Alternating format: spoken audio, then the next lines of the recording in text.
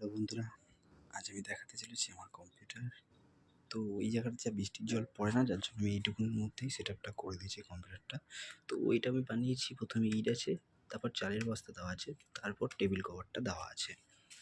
আর এটা চলছে কম্পিউটারের লাইন, আর এটা তো আমার রাউটার চলছে, এটা আমি কম্পিউটারের নেট নিই। বেশি ইউজ হয় মোবাইলের নেটে।